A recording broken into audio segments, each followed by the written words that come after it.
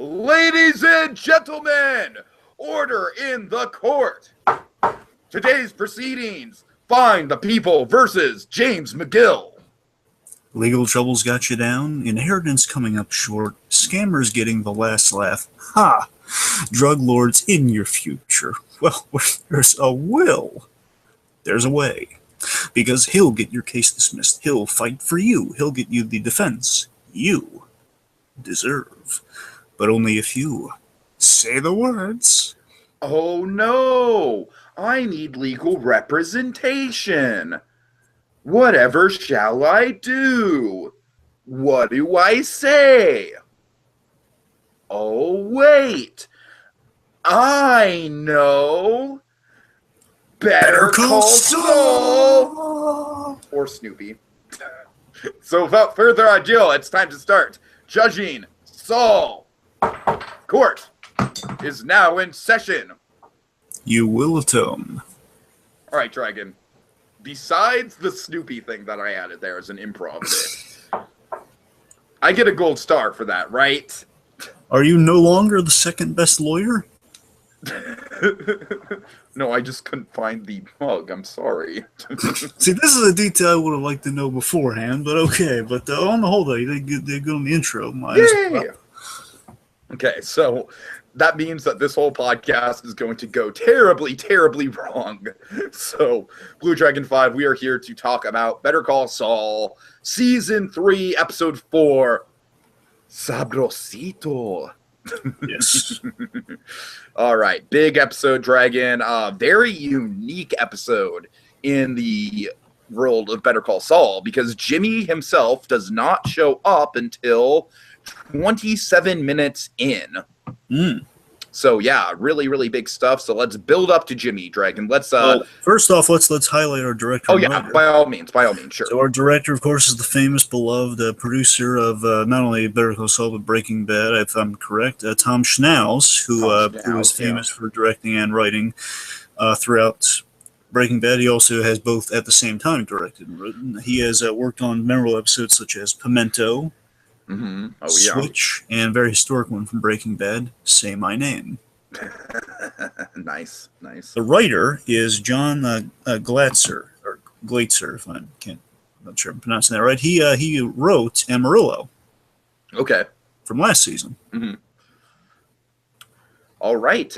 Very strong writing in this episode for sure. Stirring monologues galore. Oh my god. Well, remember, he in Amarillo we open with that excellent monologue that Jimmy has about your nephew Steve. That's true. Okay, so Dragon, let's dive right into it. Get it? Because it starts in a pool. All right. Yep. So we have a fantastic opening. This is absolutely hands down the best part of the episode. I think this might be, outside of maybe the Gene cold opens, the single best cold open we've gotten from Better Call Saul. Well, I don't really think it's a contest. The only one that I think holds a candle to it, to be honest, is the episode 7 opening from last season, the flashback to Jimmy's childhood.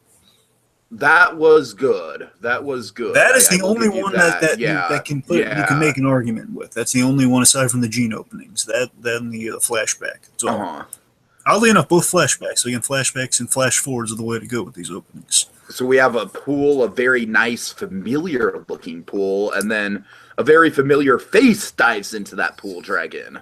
The face of Stephen Bauer. No, to be more exact, it is Don Eladio diving into the pool, and of course is a very famous reference to his eventual fate in Salute, season 4 of Breaking Bad. Oh my god, just seeing this guy again, Dragon, I know you were as stoked as I was to see. You know how much I love. Well, let me just remind the folks, because we really don't get a chance to really kind of dive, no pun intended, dive deep into the old days of Breaking Bad. Aside from we might in the future. But this is a great cheeky intro to one of my favorites from Breaking Bad, Don Eladio, who is played by the wonderful Stephen Bauer. As I mentioned, Stephen Bauer is a character actor. Does great work. Most recently, he's in shows like Blue Bloods, and he plays kind of this district this very verbose attorney that always is after the police commissioner. He's always going after the Reagan family. He's like one of those guys who's like very public. Hey, look, it's the NYPD screwed up. Let's lead like God knows how many countersuits against them. That's kind of usually his role. And also, most recently, I've seen him on Ray Donovan. So yeah, this actor very much seems like he has a presence where he's like the biggest personality in the room every time he's on screen. The thing I always love most about Don Eladio that they capture here so perfectly and so eloquently is the fact that you're right though, he's such a great song and dance man. He has so much. It's like basically what if Gus had a good time with things? What if Gus he really lives up. That's what's so terrifying about him. He can turn on you on a dime. Sure. So but again, he's so darn friendly. Mm-hmm. Yeah, he really is. So let's see. We start with I love his first line. A lot of his first line is a great meta line. It says, you're back. Yeah, right. He's speaking to Hector, so Hector's arriving. And in terms of our setting, just to establish it, so our setting here is 1999. Now, this is 10 years after the Hermanos episode. Okay. That was in 89. This is in 99. So the idea is Gus has been working for him in those 10 years, and they've built up, quite the empire in between. And this flashback is 4 years before Better Call Saul. Gotcha. 4 years before Better Call Saul, 10 years after the death of Gus's partner. Okay. Yeah. Now so Hector's walking out with a couple of his cronies. And Jimenez. Yes, and Jimenez. You remember Jimenez, don't you? Vaguely, very vaguely. Well, he had an important role last season. Did he? Yeah, he was the truck driver. Remember the one who was singing and then driving the Regatta Halado truck? Oh, that's right. He's the guy that Mike robbed. Yeah, because Mike left him alive, of course. And he was killed last season. So again, he's alive. He's amongst the land of the living again. So yes, Jimenez. Whoever we built him up, he might have been like kind of their answer to Mike, but no, he's just kind of the clever truck driver. So basically, what's exposited in this? I'm sorry, you go on. No, I just really want to talk about how Eladio is just a master at fucking with people. You know what I mean? Like, this is the best part about Eladio right here. You never know if he's going to hug you or kick you. Like, basically, Zimenez is kind of like addressing Eladio out of turn, and Hector, of course, very much scolds him. And then Eladio, he's just like, oh, no, I'm just teasing. Don't worry about it. But, hey, be careful around Hector, though. He gives no second chances. Of course, folks, it's worth noting, Dragon, that all the dialogue here in this cold open is subtitled, which I think was a very bold and realistic choice of the show to have this much time in subtitles. You know what I mean? It's also really funny that Stephen Bauer and especially the actor that portrays Hector Salamaca, they not only are they both from Scarface, but they both speak really. They're not really verbose and not really skilled in speaking Spanish, so it took them a lot to get this. Right. Especially Hector's actor. Mark Margolis. Thank you so much. Yes, you're welcome. Margolis. Yeah, he's been silent through all of Breaking Bad, so he never had to speak Spanish. Of course, right. One flashback, and now he's speaking Spanish all over the place. So again, kind of a challenge for the actor there, and of course we got Bauer here who can rarely speak Spanish. He's always coaxed when he does. So again, he's always prepared. Okay, so Hector. Hector's telling. I'm sorry. What? I was going to go through the exposition, but we're both so excited to talk about this. We're like talking over each other. Go ahead for the exposition. Just to boil it down, so Hector. So Eladio greets Hector. You're right. He's all smiles and everything, which is great. He bought an ice cream factory and company, which of course ties in the Regatta Halado. He introduces Jimenez, the benefit, who has the benefit of the customs run through. Basically, this guy runs through customs all the time. And I get a sense that initially, before in '99. It was a lot easier, basically just based on kind of the face of the guy. They get a lot of collab through. Oh, this guy's in all the time. He delivers ice cream, just kind of let him through before they're screening for drugs. I just filled in the blank on that one, but I could be wrong. Regardless, the point is the guy, he does these run-throughs all the time, so he's experienced. Sure. And then we get, as you mentioned, the tense bit of Eladio testing the loyalty with the intimidating questions, and he passes. He just he gives him these really intimidating questions that could go either way, and he just gives him a big old smile and stuff. Yeah, right. It's great. He warns that Hector gives no second chances, which, as we see with Jimenez, is definitely the case because Jimenez gets shot by Hector. Okay, so let's see. So Hector's kind of trying to. Yeah, he's trying to kind of. Hector is in such an underdog position throughout this scene. You know what I mean? It's like one of the few times we've ever seen Hector in an underdog spot in either of these two shows. But this scene is so fascinating. I gotta mention this. I called something in this episode, and I was really happy about. I had no idea it was. I called the. Ever since Ricardo Halado was mentioned, I was thinking of Don Eladio when we were going through that because Halado sounds a little bit like Eladio.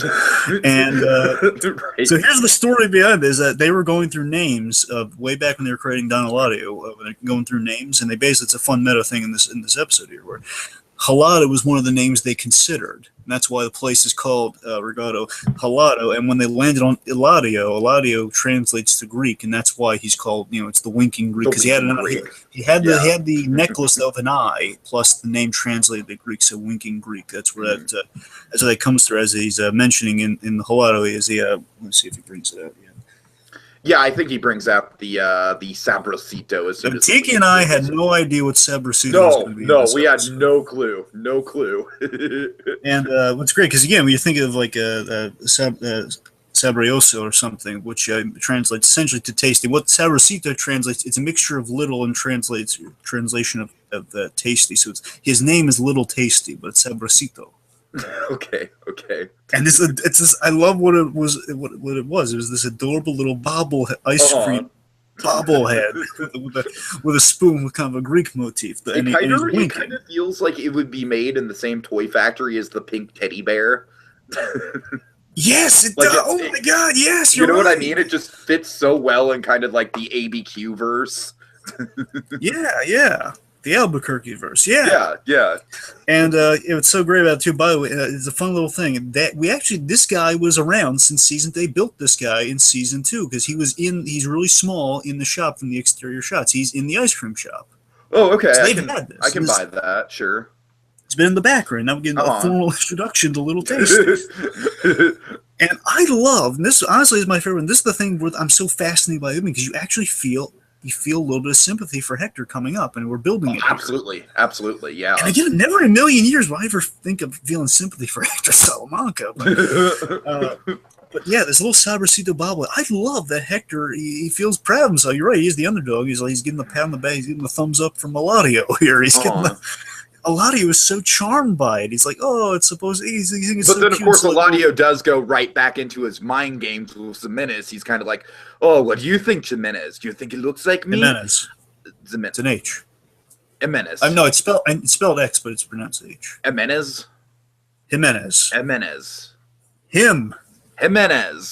There you go. Okay, so you know what I mean. He's pressuring Jimenez about like, oh, this is very chubby. Not like me. I'm not that fat.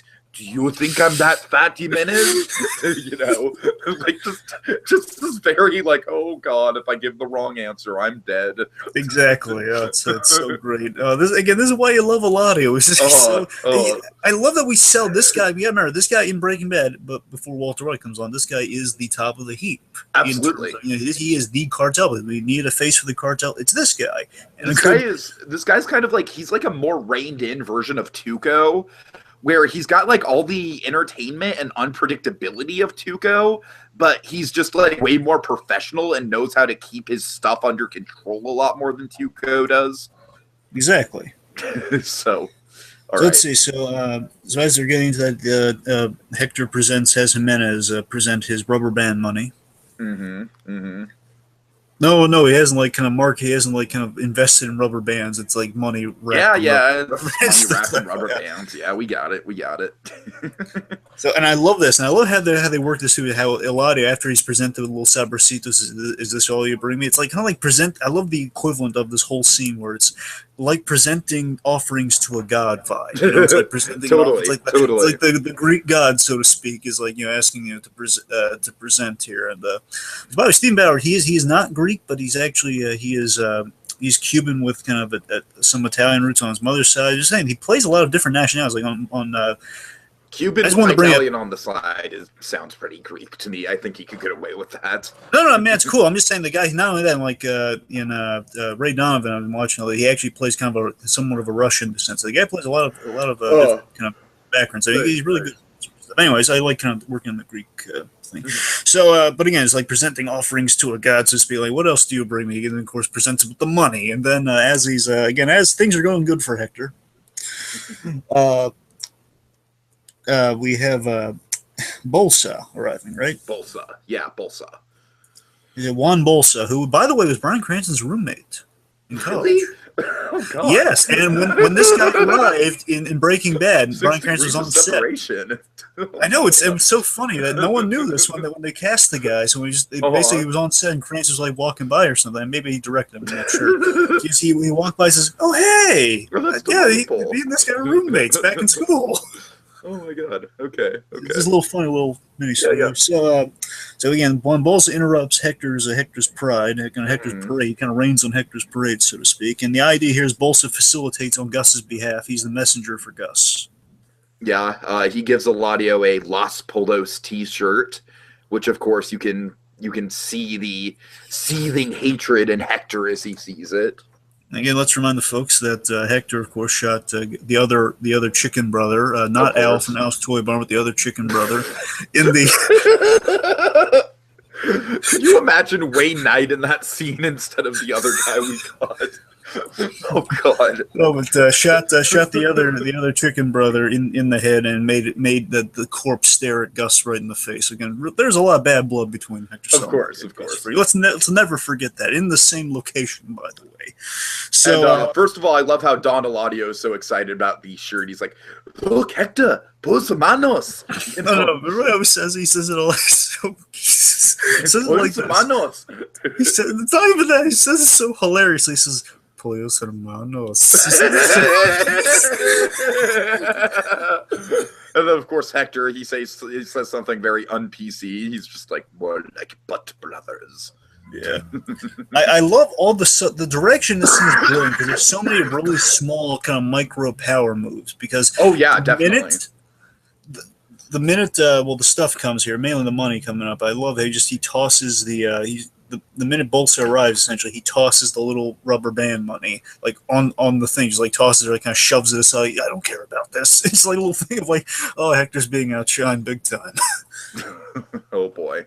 You can see the jealousy in Hector immediately. And, you almost feel a little sympathy because, Hector, he's kind of going, it's a humbler Well, I mean, let's talk about just how meticulously these stacks of cash are presented to Don Eladio here. I call them money towers. That's my God. It's just like the most professional thing I have ever seen. So initially, if I can build it for a moment. Oh, sure.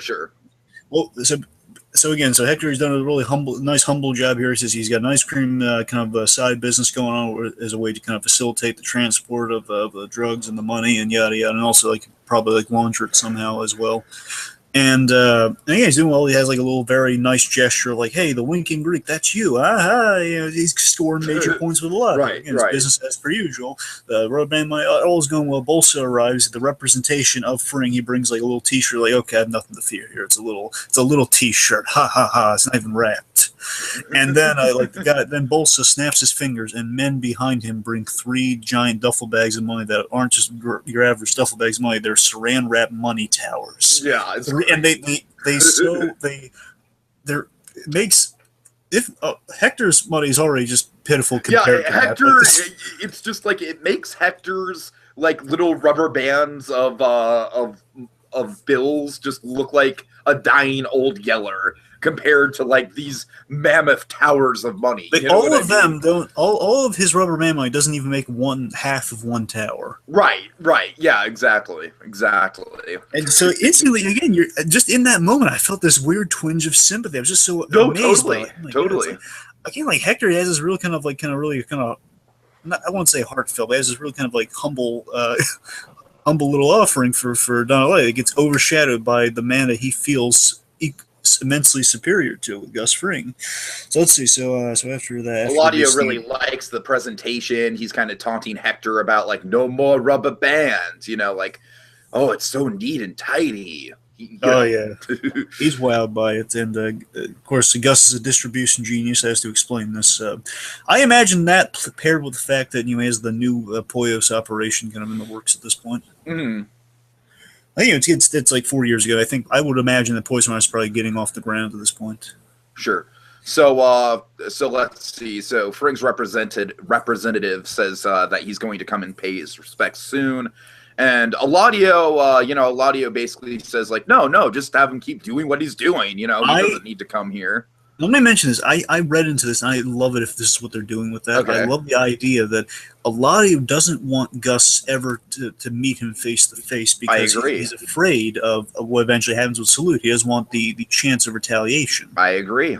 So that's a really, it's like, keep him doing what he's doing, but also without saying it, without kind of admitting a little bit of fear. So it's kind of the Godfather 2 thing of, when Vito eventually meets the man that ordered his mother and his father's death. You always like a fear of revenge. You never want to meet the kid of the people, the victim. You never want to meet the victim. Okay, so then of course Sabrosito rears his little head into the picture. It just I just love this, like Sabrosito is like the kind of like the bad devil on Eladio's shoulder in a way. So again, all of this money is from 1 month. That's the add insult to injury. Let's go on Hector. All of this is from 1 month, while Hector's in 1 month is pitiful in comparison. So then Eladio's saying, "Oh, isn't this great, Hector? Look at it. It's okay. It's okay." And then he holds up little Sabrosito, basically Sabrosito whispering into his ear. And he's basically kind of, again, I just love the glee at which Eladio does this is fantastic. And what he's doing, of course, is that he's using something which was a peace offering. You know what I mean? It was a really thoughtful peace offering. A genuine like token of appreciation. Which is a really nice token. And just absolutely like twisting it and manipulating it to the point where it's just like, it's an insult. Yeah, totally. He uses his own Sabrosito against them with the whispering gag. Do you remember what he says? Exactly. Something about Sabrosito. He says that Gus's stack is a lot bigger than his. Well, here's the thing. He doesn't even say stack. He keeps it vague just to be more insulting. He says, he says yours is. He says Gus's is bigger. Fring's bigger than yours. And then he kind of scolds Sabrosito a little bit. He's like, say something nice, Sabrosito. Then Sabrosito says that Hector's stack is cute. But yours is cute, Hector. And again, just the innuendo there. Oh, what's wrong, Hector? Cute's not good enough for you? Of course, Hector, he's just fuming. He's like, Don Eladio's just like, you're very serious, Hector. There's plenty of business to do north. And then, of course, Dom, Eladio's trying to kind of ease the tension a little. He calls We're all friends here. He calls for some drinks. Like, drink to your shop. Exactly. We'll have lunch. And again, I love the lunch pleasantries. But Jim, it's lunch. I'm sorry. I do love the lunch pleasantries that Eladio's all about pleasantries. Because remember, after they closed the deal with Pinkman in Breaking Bad, it's like, hey, let's celebrate. Again, Eladio is just so fun loving. Again, he's like, what if it's a mixture of Fring and Tuco in a way. It's like, what if you had the professional quality of Fring and like kind of the mounds of success of Fring, but you had kind of the unpredictability and kind of the fun loving side, like Tuco. Yeah, certainly. Yeah. Okay, so let's see. So as everyone's kind of walking away to get drinks, Hector is absolutely fuming at the sight of Dom walking away with a giant Los Polos logo on his back. Oh, it's the perfect visuals. He's playing for he's on the Poyos team right now. He's on the Poyos Hermanos team. Oh, then again, last thing I'll like, because we're not going to see him, I'm going to miss him, but just so we can keep going forward, is that again, a lot of he's like, what if Gus had an ego, which is connects to the thing I was laying out. Is again, what if Gus had an ego? That's Eladio. So yeah, right then we have the shirt shot. Then Bolsa and Hector, of course, that's where the closest thing to Fring in the scene is Bolsa, and they have a bit there where he says, Hector, you coming? Don't insult him by not showing up. And then Hector is left looking into the pool, which of course years ago he. Where he shot the other Hermanos and he let him bleed. The same shot. Great stuff. Great stuff.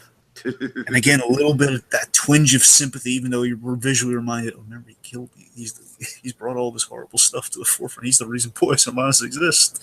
Really good visual storytelling in this cold open. Really good writing. Really good character stuff. I'm all about this cold open. It's fantastic. Oh yeah, it's so good. Believe me, we could talk about it for longer, but we So the last little glimpse of Sabrosito is I love we transition after a little Saul opening into the actual Sabrosito, the Winking Greek restaurant. Well, yeah, it's the sign for on top of Regatta Halato. Yeah, that's what I'm saying. Saying, yeah. We see, of course, the logical aftermath of the last episode where Mike did his truck heist. Did his truck, the shoe full of meth. The caper. No, yes, the shoe full of meth here. No, folks, that is not a Fistful of Dollars remake. That is an actual shoe full of meth. So the DEA is raiding Regatta Halato. I want them remaking that movie, Dragon. Don't put those ideas in their heads. That's my angry Mike impression, if you can't tell. I love the classics just the way they are. All right. Anyways. So the DEA is raiding Regatta Halato after they were caught at customs, and now, of course, all scrutiny is on Regatta Halato. Mm-hmm. Mike's watching. Yeah. Yeah, he's kind of checking on success, seeing if the job got done right, which it did. Mike's feeling a sense of justice, and as he's feeling this sense of justice, he's feeling a sense of justice has been done. He gets a call. He calls Stacy. Mm-hmm. Check in. He asks, played by the wonderful Carrie Condon, Friday from the Avengers movies now. Mm-hmm. Little fun fact. She asked, Mike's asking how the move went. She's, it's great. We're in a good neighborhood, real safe. Kaylee loves her school. We feel really emphasis on we feel really safe here. All is going well. She thanks. And that's exactly what Mike wants to hear. Exactly. Oh God, Jonathan Banks. Nothing beats a happy Jonathan Banks. Right. Really, it's like the best. It's like it's like it's one step above the Coke and a Smart moment, to be honest. I know exactly what beats happy Jonathan Banks. Okay, are you ready for it? Because it's the next scene. It's adorable Grandpa Jonathan Banks. Well, wait a minute, hold on. I got to build to it. Okay. So, oh God, it's so great here. By the way, a little fun fact about Jonathan Banks: he has a nickname for Tom Schnauz, the director of this episode. He calls him the Little Prince. The Little Prince. Oh God. Yeah, because anytime a director's giving him guff, he'll say he wants to make the Little Prince happy. That's great. That's great. He calls other people that he loves calling. Schnauz is the original Little Prince. So let's see. Right. So basically, she's inviting Mike over for dinner, and Mike's saying, it's a little, it's like he doesn't want to impose. He doesn't want to. Again, he's always going to be that little bit of a divide in the back things. He doesn't want to compromise their happiness by being involved. But then, here's the moment that gets you. Yeah, Kaylee's just like, pop, come over. Oh, okay, and then and you're just like, as an audience, we're just like, yeah, we know that. That is like Mike's kryptonite right there. And again, I love them. We just have the perfect cut to we don't even have to hear Mike say, okay. We cut to the hallmark shot of the old movie and Kaylee falling asleep with Mike, and it's adorable. Oh my God, it's like a hallmark moment. And you could say this reminds us of a very key truth for all Breaking Bad and Better Call Saul. Does it? That we. Oh, I see what you're getting at, Dragon. Okay. Key truth that we. So, yes, we do love Mike, but let's set up exactly how we love Mike. Explain it, Dragon. Well, you see, folks, at the beginning of this season, we love Mike right in kind of the dead center of that little track. And we're trying to track how much we love Mike this season, because before we've just been kind of like a calendar and saying, we love Mike here, love Mike there, love Mike not next Tuesday, but immediately here. And, we love Mike all throughout that. So in this case, as Mike's been tracking people, and as we see, he's watching Regatta Halato. He likes to watch things, likes to keep track of things. So we're keeping track of Mike, just kind of show the mutual love there. So we love not only Jonathan Banks, the actor, but we love Mike Ermitres. We love him in the dead center. We've kind of gone a little to the left, a little to the right. And where are we now? We are up above the center, directly above the center. How's that? Dragon? Yes, that's a lot of love. It is. Yes. A lot of love for good old Mike Ehrmantraut.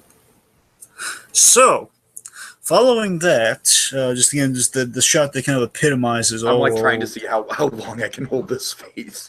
I'm sorry. Go ahead. Epitomizing, again, just the shot that epitomizes why we love Mike, as we just mentioned, is, again, Kaylee falling asleep in his arms. Again, this is Mike's kind of like happy Shangri-La we're watching now. Like when Mike's getting the shiatsu, he's thinking of this. Oh, God. Right. So let's see. So Stacy comes in with some ice cream, and of course, this is adorable on Kaylee's part. She she's just awake enough for some ice cream, And I love how Mike politely declines the ice cream, and Kaylee's like, "I'll have his." Yeah, we see the dog and the dog that Mike has. They gave in the little basket. It's a really nice. It doesn't really last long. It might be like a minute long, if that. But it's just a really nice kind of like slice of life into the good parts of Mike's life. You know what I mean? By the way, I just want to say the place looks really nice and swanky. It does. Really nice, big and spacious. Yeah. So Mike's a little distracted as he's kind of contemplating Gus and just kind of what the next step is. For him. So Gus made his revenge happen. Sure. And it's allowed him to take kind of the less lethal option, which he really appreciates. So again, he's kind of contemplating maybe future endeavors with Gus. He's kind of taking in the kind of what's happening here. Things actually worked out. No horrible things happened for once.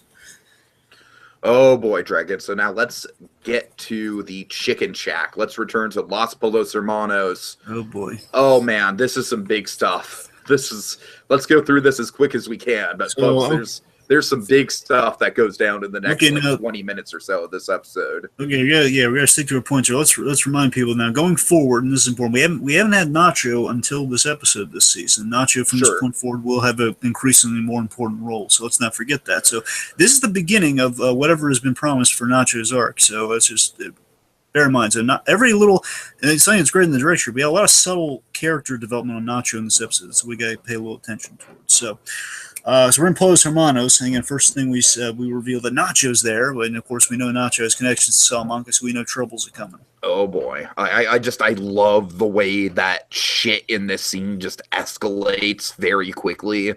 Oh God. So Nacho's revealed, and of course Hector and Arturo's the kind of the red-headed ponytail guy. They arrive. Again, Nacho's really great here because he's conflicted and worried about the collateral damage. Which we'll get into that. We'll get into that because there's definitely a couple moments where he is kind of a Batman. And of course, we've always seen that Nacho, even ever since the episode 2 of Better Call Saul, he's always been kind of he's been less collateral damage minded. He's always been kind of he's always been aiming to be more professional. Sure. So let's see. So I love the overall of this whole scene as we get into it. So again, Hector's arrived, and I love the tense kind of Western scene. Yes. It's kind of that classic scene from the Western, kind of that classic Shane scene of like someone disturbing the humble establishment, which then our hero then kind of intervenes. It's the classic Western scene, the disturbing the establishments. And our hero in this case is none other than poor, helpless assistant manager Lyle. I love Lyle. Lyle means so well, right? Yes, Lyle's so nice. Oh, man. Oh, my God. Like, I could tell how Fring would like him and have him as assistant manager and whatnot, but oh, God.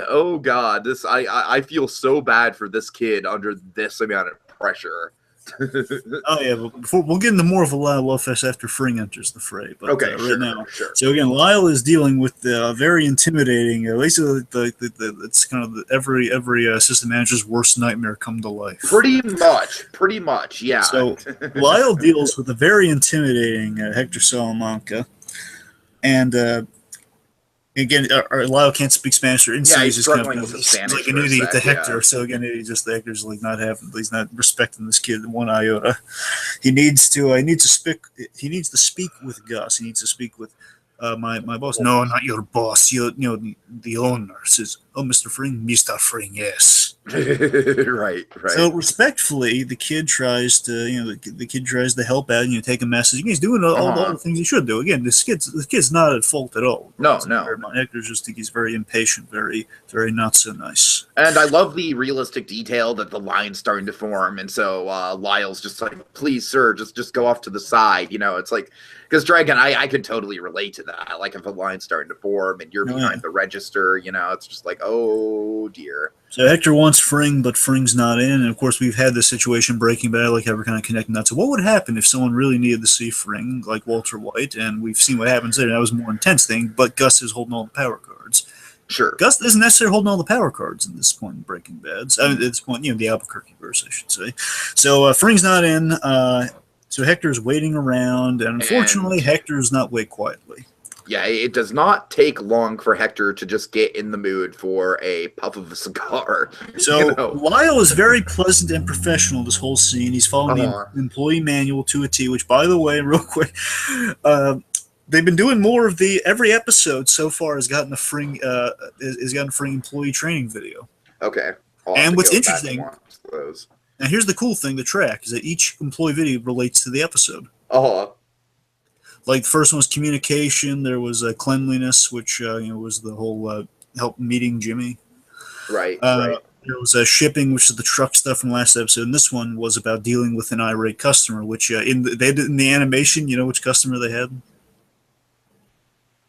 Oh God, I Jesse Pinkman? No. I don't know who. It was Ken Wins. Oh God, of course it's Ken Wins. That makes so much sense. It was hilarious. So again, I recommend everyone check that out too. And also, it's a little thing to keep track of going forward. Like maybe we get some hints at what's to come. I'll get into that in speculation. Anyway, so again, he's following the employee manual to a T. You know, he's dealing with other customers while he's going. So Hector lights and smokes a cigar, which of course also Hector goes behind the counter and grabs a free drink when he shouldn't. Right. As this is happening, customers are starting to clear out. Dragon, I'm sure you love this moment where the two guards are kind of like not letting the mother and the child go, and then Nacho just like, you know, he just gives a nod, like, and the guy backs off. I'm like, yeah, Nacho, yeah, awesome. And I gotta tell you, I really love I love the mother. They have really good extras in the Albuquerque version. They always have really good extras. I just love this mother and her little son just kind of like the mother gives a note, we gotta go. Right, just realizing, okay, there's some trouble brewing here. We gotta get out of here. And then of course Arturo gets the nod from Nacho. Yeah, let him go, man. Don't keep any of civilians here. Yeah, seriously. Really nice. Then also, I just have in my note that Hector behind the counter with Lyle is just like, don't worry about it. Everything's going to be just fine. So and then he gives Lyle the most intimidating pat on the back ever. Yeah. He's by the way, I love the fact that of all the cups he took a medium cup just to really stick it to him. He took a medium cup. He's filling it with Diet Coke, and you're right. Then he goes behind the scenes, and that pat on the show is perfect because basically again he's following the employee man. He's like, sir, you can't be here, sir. You can't go back to against smoking. He's going through the motions, and that just gives like the nothing you say to me is going to matter. But keep at it like I'm listening. And by the way, so in this scene, there was a lot of extra deleted rudeness they had to cut out. So like, he was some guy, either if not Hector, then his guys were gonna stick chicken wings in people's pockets and stuff. It was gonna be all what, just to make a mess?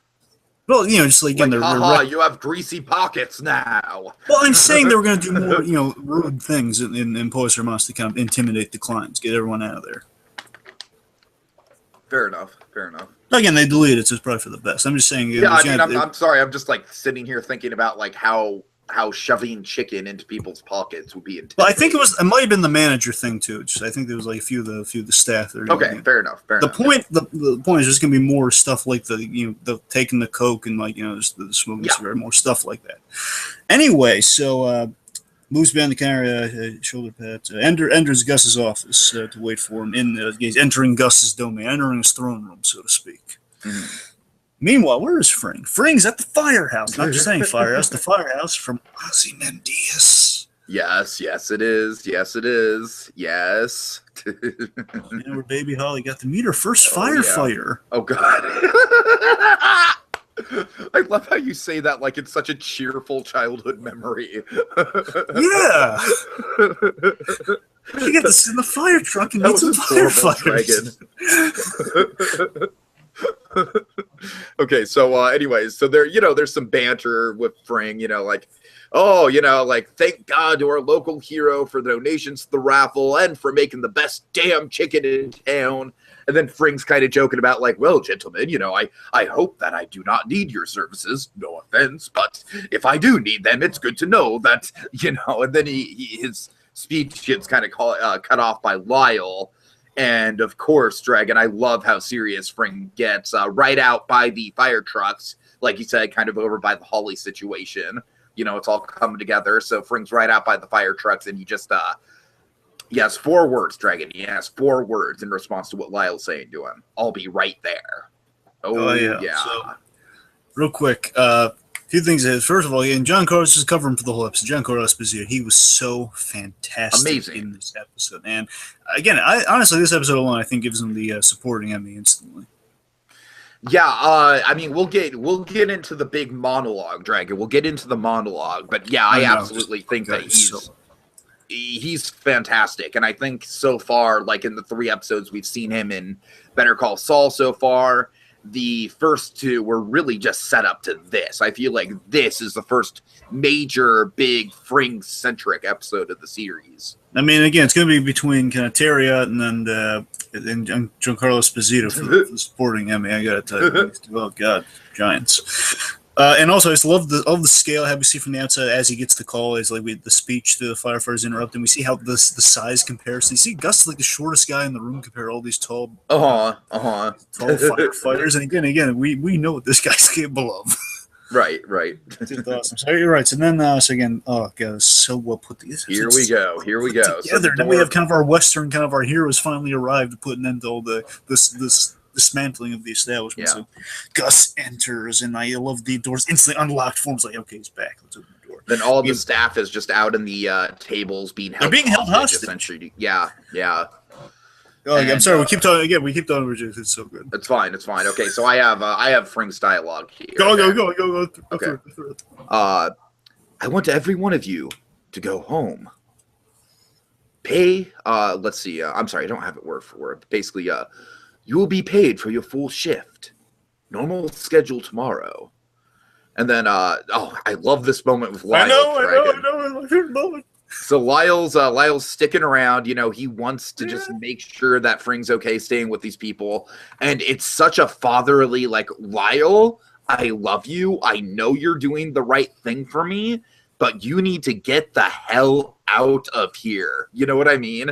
Like, and you can just tell that on Fring's body language. Like, he's just like, please, do as I ask. I'll see you tomorrow. It's like he's doing it the most polite way, kind of essentially just being like, drop it, Lyle, shut the fuck up, So, okay, a few things to hit before we continue on this awesome scene. So, boy, just let me make sure I say it so I don't forget, because we're going to get lost in the shuffle. All these great things are about to come up. So, again, you're right, that's probably one of my, short of the opening, is honestly my favorite scene in the episode here, when that bit with Lyle, where I just love the fact that Lyle's a real stand-up guy. I was hoping they were going to do this, and when they did, I lost my mind. Yes. When just Lyle's like, Mr. Freak, sure you want to be left? I'm like, hey, sticking up for Fring. He wants to make sure Fring's going to be okay. That's so nice. Sure. Yeah, like we had so many great little pleasantries, and the fact that he's compensating for the full day, letting him go. It's like, oh, this is great. And just on the whole, with John Carlos Esposito's performance here is good, as you and I joke. Just want to make sure to bring up that this episode with Fring just makes you would love to see like a Netflix original. Oh God! Basically, like a Netflix movie, if not a very short miniseries, but it's like a Netflix movie of kind of a founder style Pollos Hermanos movie. We've never seen the construction of Pollos Hermanos. Let's do like the founder. That'd be a chance to see, right? Like him dealing with like all the drug stuff in Central America or wherever he was, and then it's like Scarface meets the founder. It totally is.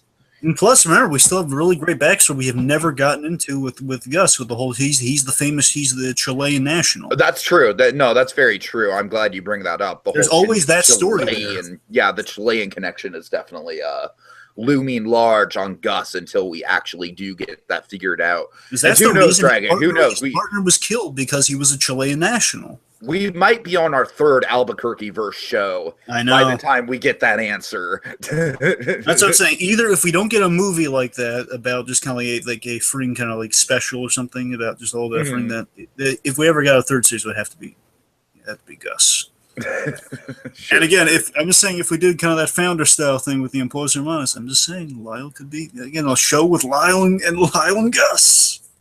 Yeah, Lyle that's could what be I'm his saying. Pinkman. Just some good, Lyle could be his Pinkman. Some good kind of like unconventional, like father-son bonding type stuff. Yeah, imagine this. Imagine that Lyle initially he's very like he is now. He's completely unaware of everything. Maybe around the time he kind of becomes he becomes aware of things. Right. Maybe. Anyway, again, we're this. Yeah, we're going down a rabbit hole with Lyle. The point is I love the pairing of Lyle and Gus, and Lyle has one more really awesome moment later on. We'll get there. So. Then we have Gus. Right, we hear Nacho tells Gus. Again, Nacho has a little interaction with Gus here. Yeah. Nacho tells Gus he's waiting in your office or waiting in your office. I know where he is. Oh God, that turn is I love how great. He doesn't even really give Nacho the respect of finishing that sentence. You know what I mean? Oh yeah, it's one of the coolest Gus moments in there, where it's just he goes from like the loving kind of compassionate kind of mentor to Lyle. There, it's just saying hey, it's okay, leave here. Make sure you don't get anything wrong. I'm asking you to please leave. Then he goes, I know where he is. Oh God, it's so great. So okay, cool. So I have all the Gus and Hector stuff written out. I just love the way Gus handles things. And, I'm trying to get with Nacho here before we move on to the film stars. I love how Nacho, I think in this scene, it's filled in the fire that Nacho loves the way Gus handles things. Just love how professional he's like. These people of this room, very scared employees, he handle them all calm, cool, collectively, and then he snapped into business mode right in front of Nacho's eyes. So I think this is like Gus is the end point of what Nacho wants to be. I could see that in business. Mike is the way to being Gus. Mike is always kind of his mentor, but beyond that, he's seen kind of the end goal of being Fring. Right. All right, so then Gus and yeah. So Hector, he's just like, cigarette lit up. Took you long enough. In a dark room, just for added effect. Oh boy, does Fring just lay into him right now. Mine is a cartel business, but it is mine, and it is legitimate. My employees are civilians. Your actions today have endangered them, my interests, and those of the cartel. And then, of course, Hector, he's not really hearing any of it. It's like he's really just kind of in one ear, out the other. And Hector's just very much going into full intimidation here. He's like, from now on, you are my mule. I am the cartel. It says, I am the cartel, and you are my mule. Mm-hmm. Sorry, it's a little reverse. I'm just saying it feeds into it. My bad. I am this, you are much lower than me. Yeah. And of course, I just love the tension here. He's just like, Gus is telling him why that's not possible. He's just like, make room in the trucks.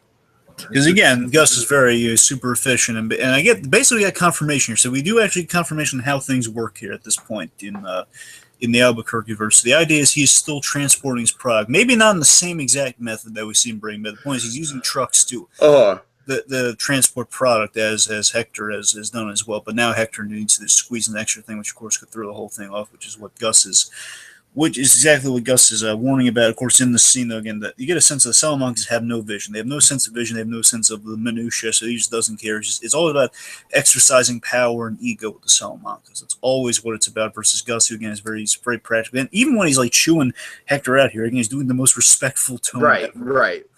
Again, is Hector no respect? It's respect versus no respect. That's what this scene is all about. And so basically Gus, coming back with, like just questioning the merit of all of this. He's just like, does Don Eladio know? Yeah, this threatens the entire operation. Does Don Eladio approve of this? And of course, Mark McGillis' chilling line delivery here. He's just like, I approve this. Well, by the way, just as we mentioned with the Eladio scene earlier on, we have like all these micro power moves where his feet are on Gus's desk and he's scraping dog crap off of his Yes, Gus's I'm glad you pens. mentioned that. Right. Which is just, again, so disrespectful and right in front of him. Since, again, Gus hiding his anger so well in the scene. And, oh boy, and right then you have the I approve this. You are doing it. And then that's about it, right? They kind of clear out after that. Yeah, they leave, and then we just have we have a lingering Nacho. Again, he's like the last to leave, kind of looking at Gus. Again, he's really inspired by Gus here. Gus then cleans up very quietly. Gus is cleaning up, and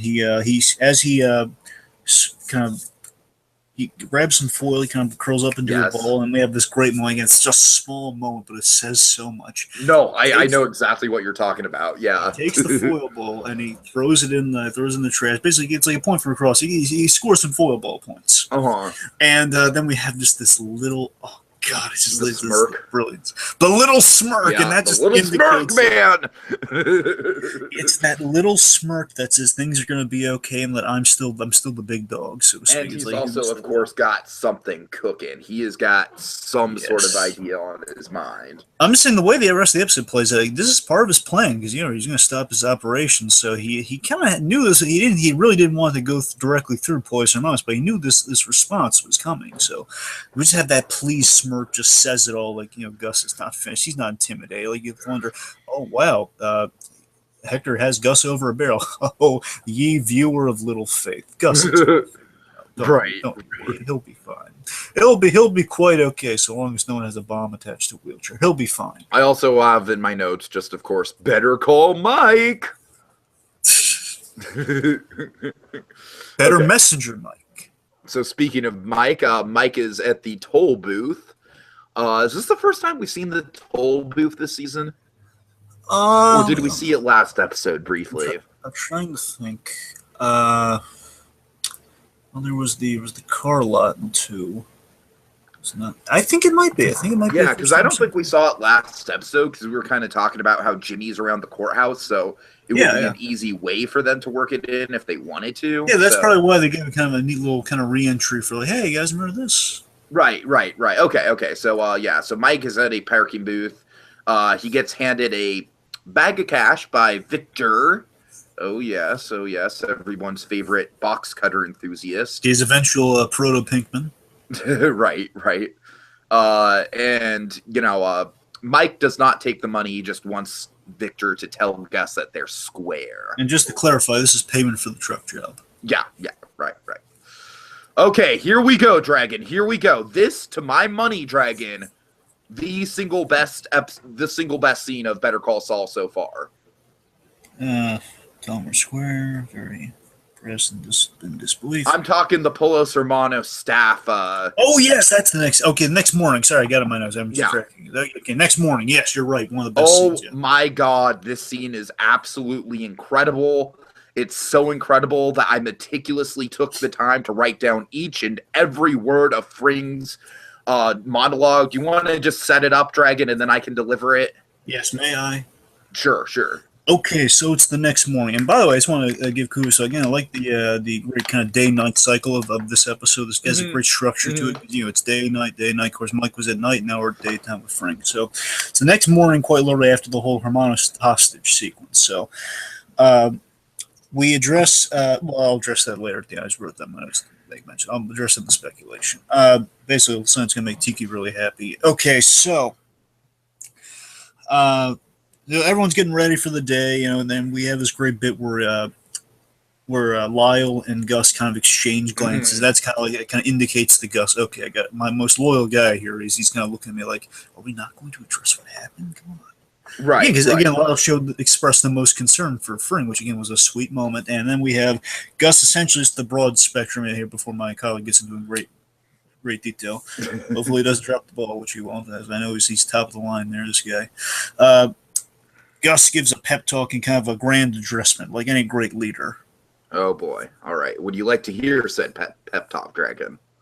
No, let's just skip it. Yes, I would like to hear it. I would like to apologize to each and every one of you who yesterday had to endure the behavior of those men. It was unacceptable.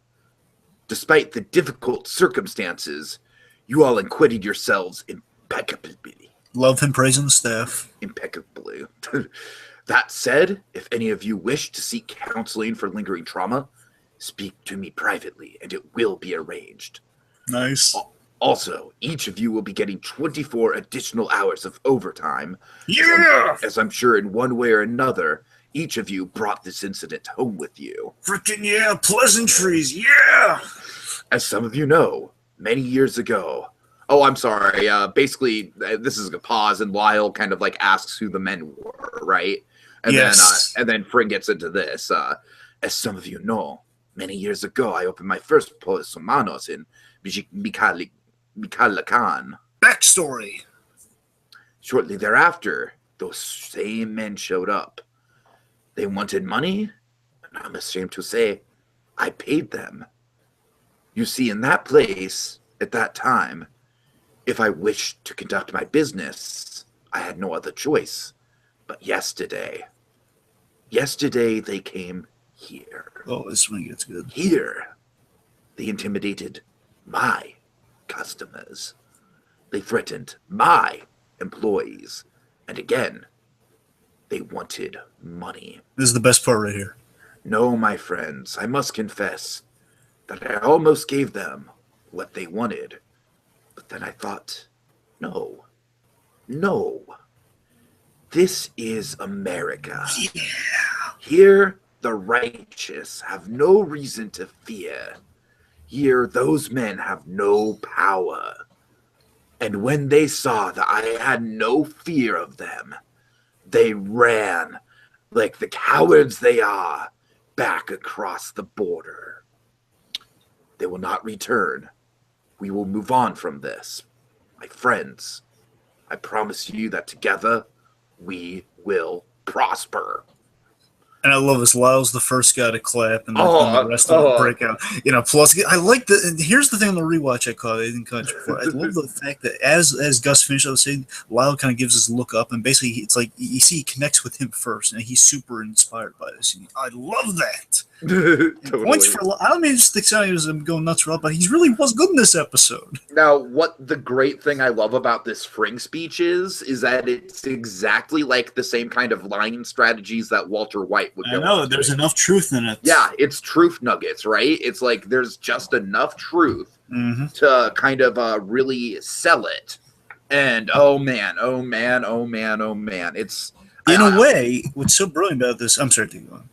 No, I just can't. I really can't say enough good things about it. It's everything that we've wanted to see from Fring since we saw that he was going to be on this show. I feel like this is very much the big kind of like, all right, you've like seen Fring in like a scene here or there through the past 2 episodes. Well, we're gonna get you a Fring monologue, man. Yeah, this is kind of like the fodder for the Fring spinoff right here. Like just like AMC, let's show them this scene. Imagine this, but as a series. Right. So really, really fantastic stuff. I don't even know how to follow that up except by just reading the actual dialogue. So oh boy. So again, a lot of truth in the lie. I love how through this dialogue, through this monologue, he's essentially Fring airing out his frustrations in the previous scene. Yes. The way Fring airing out his frustrations is done so eloquently, it wins over a room like a patent speech. That's how Fring operates. Mm-hmm. I love that he's stressing out that he is not the main thing he stresses in this speech, and my favorite part of it, the whole and it's like this is just showing how brilliant actor Giancarlo is, where he says no twice, and both no's are different. Mm-hmm. I know that sounds very minor, but go with me on it here. No, I hear you. He says no in like kind of the very like casually. No, he's like kind of like that sort of thing. Like he's a little light and kind of managery. Yeah. And then he gets in that serious little tease like. No, this is America. Which god, it's like taking kind of almost like the opening of Godfather condensed into like the ending of this speech here. It's like all powerful. Again, just like he emphasizes with that going on where no, we are not buckling to them, which is the main truth of whatever he's saying here. Again, he's speaking the truth, but again, he's just fudging a few details here. They weren't exactly getting money. I mean, they probably were They are getting money from the business, so it's not exactly a lie, just not exactly from the Polis Hermanos chicken. But again, he's not exactly saying it, so technically the whole thing could be true. No, but you're right, yeah.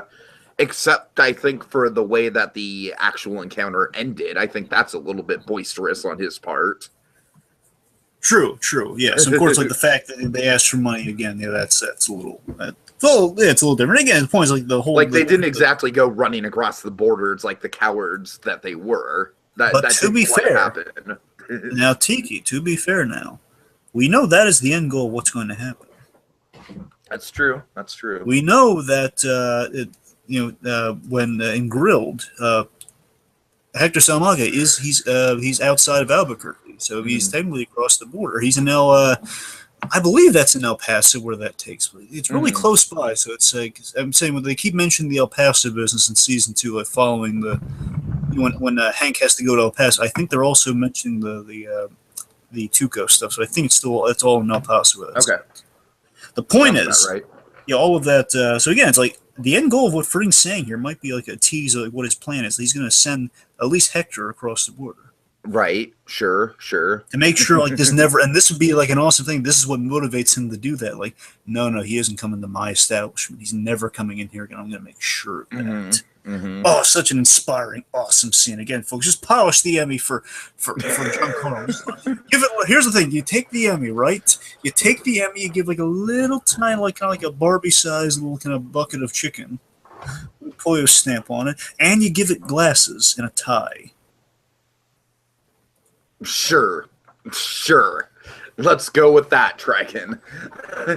See, basically, it's like the little thing the Emmy's holding. It's like holding like a bucket of all right. Okay, so let's transition to Kim if we can. Yay! Okay, so once again, Dragon, we have a montage of Kim kind of doing busy work, but this is very, very cool, kind of like Private Eye style busy work. You want to explain what she's doing here? Yes, of course, Kim here is just doing what she does best. She's kind of diligently kind of doing a lot of menial work that does pay off in the end. She's in a montage of sorts. She's calling repairmen. See, the idea of what she's doing is she's calling repairmen a series of calls, narrowing down the possible places Chuck would go to fix his doors. So basically, she can pretend to be Chuck's. She's pretending to be Chuck's secretary and just canceling the appointment so they can insert their guy into fix the door. So. Very clever plan. Very interested that Kim is so on board to essentially go with a Slippin' Jimmy move. Oh yeah, and unfortunately, all of our I tried, but unfortunately, all these numbers I called all of the numbers in this episode. None of them, no, really? none of the repairman numbers were. Oh jeez. Which is a little disappointing, but I mean, maybe one will go to activate along the lines, but I doubt it. Yeah.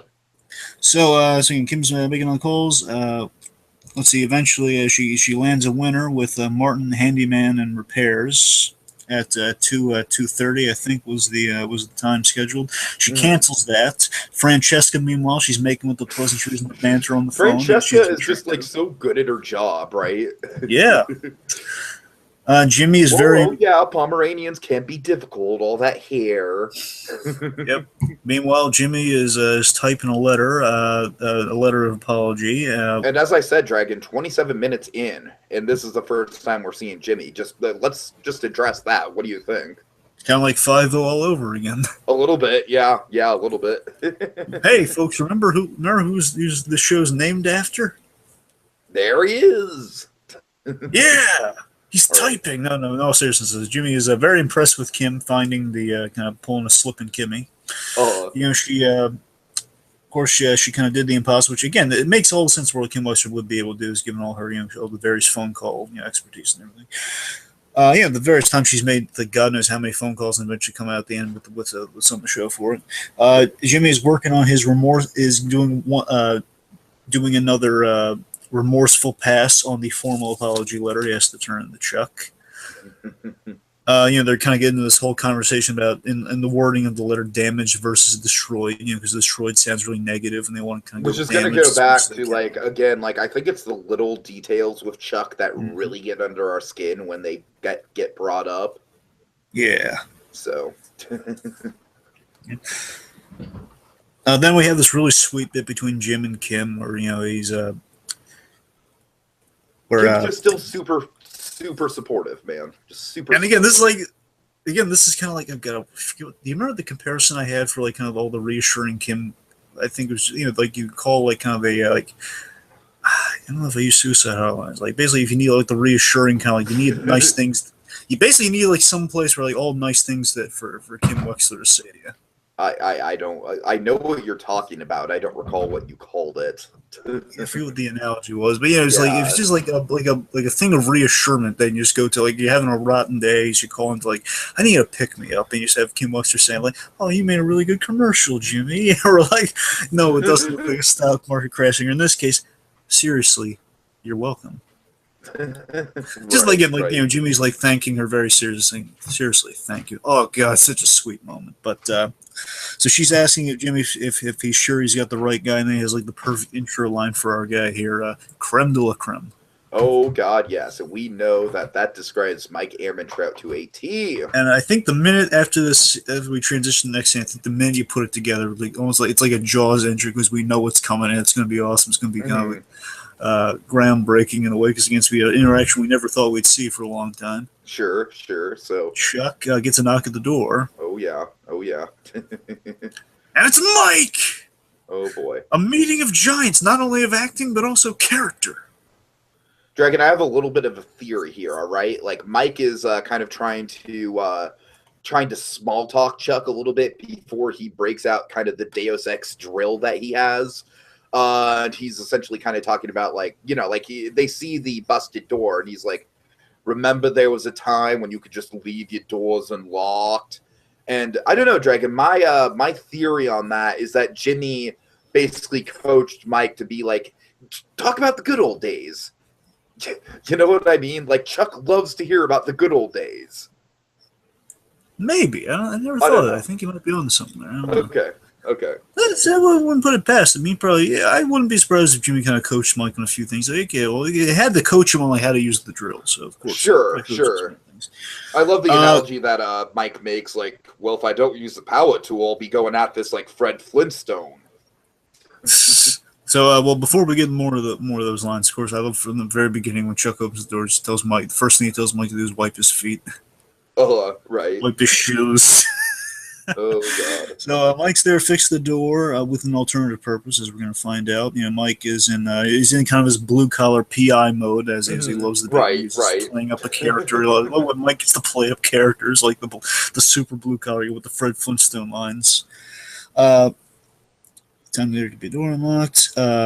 Again, just Mike wonderfully plays is kind of the ignorant, which frustrates Chuck so wonderfully. Just as he brings out the cordless drill kryptonite. right. Again, this idea I thought was brilliant. Just kind of this cordless, like Mike is armed with kind of like Chuck's kryptonite, like a power drill. Because remember, as we've established way back in season 1, Chuck cannot sense batteries. It's like once he sees it, it's psychosomatic, but it has like physical symptoms. So the minute he sees it's actually there, then he's affected. Yeah, and it's a very good kind of a good wiggle worm out of the semantics of like, wait a minute, my assistant told us no power tools, and then Mike's like, your assistant told us no cords, right? And so that's why I charged mine all up before I came here. So essentially, right. Mike's trying to make it out to look like a simple misunderstanding. Mm-hmm. Oh yeah, so then he points out that he holds a 2-day job, so Chuck allows him to do make a quick check because otherwise be Mike with me, myself, and Ben Gay, as he phrases it. And I love this too. Is like 2 bits again. I'm just going to lost in the awesomeness of this interaction. So Mike's not giving Chuck time of day with the interruptions, and and we have this gag where basically Mike is interrupting Chuck constantly. He's trying to basically what Chuck always is. He tries to own the idea, tries to make it sound like he's owning the situation. Right, exactly. Yeah, like Chuck's saying, well, okay, basically it's not like he's trying to make it sound like his idea. He's trying to make it sound like, okay, I'm allowing this. Where no, Chuck, you can't allow this. It's going to happen. Or is he trying to say, well, okay, I'll be upstairs and just interrupting him. Basically, it's kind of like the comeuppance for Chuck of like, yeah, okay, Chuck, enough talking. It is pretty much more or less torture, though. Well, he's fine. He's got a Disney. I know he's fine, but I'm just saying, if you look at it from a kind of a darker ramification point of view, it's a little torturous, anyways. Imagine the scene took a dark turn if Mike was hired to do a job like in Breaking Bad, where he'd hold the drill next to his head and force him against the wall. It's like, oh God, okay. And he wouldn't be putting it like to his. I mean, so like next to it, so the sound and everything would be like the battery compartment be right next to his head. So Mike's kind of just running the drill aimlessly until Chuck goes upstairs. Then as soon as Mike is we get the excellent shot. The way it's framed. Basically, there's a great divide between the staircase and the next room. Right. Chuck, he goes upstairs and he wanders downstairs a little bit because he's nosy, and then like scares him upstairs. Oh God, just thinking kryptonite. Uses kryptonite. That's great. Then Mike pulls out a classic disposable camera. Oh yeah. Brought to you by Kodak. I know, right? I used so many of these back in the day. And I love Kodak since Iron Man 2. And I love the way that Mike disguises the clicking and flash noise of the camera with the drill. That's very clever. Oh, yeah. And then, of course, the directing of of the flashes going off from a long shot. Really good stuff. Oh yeah. Okay. So next scene we got we're at the diner. Mike and Jimmy are at a diner. I believe it's Loyola's. Sounds right. It's the main cafe. Yeah. So Jimmy's looking through. Jimmy's like a nicer J. Jonah Jameson. Yeah. He's like, that'll work. Yeah. Good. Good. I gotta tell you. Sure. When you say that, though, I kind of honestly would love to see Bob Odenkirk's J. Jonah Jameson. Seriously, imagine it. Just imagine playing it up a little bit more. But I need more pictures of Spider-Man. Yeah, I can see it. Imagine you get like kind of the Saul Goon where he's freaking out a lot of the time, but you have. But what if it was less yelling at Peter Parker, more freaking out about deadlines and stuff? Oh my God, Peter Parker. Okay. Seriously, how great would that be? Bob Odenkirk as J. Jonah Jameson. That actually would be really cool. So, so like I said, Jimmy's just sort of, he's sorting through. He's giving some constructive criticism. He's like, well, we should work on our rule of thirds, but this looks good. And then he comes to a smoking gun dragon. He comes to this, of course, is going to be very pivotal. Yeah, it's a picture of a gas lantern on a stack of Financial Times. And I love that it's Financial Times. Just right. Just to kind of see like the Chuck being hoisted on his own petard, like, "Hey, Mr. Intellectual, you made a mistake." So of course the idea is these are all we know at this point. These are pictures that Jimmy is most very likely going to use against Chuck, and we'll know quite to the extent we have theories. We'll again, Lantern kind of confirming a few theories made, but we have this great line: "You're the Ansel Adams of covert photography, my friend."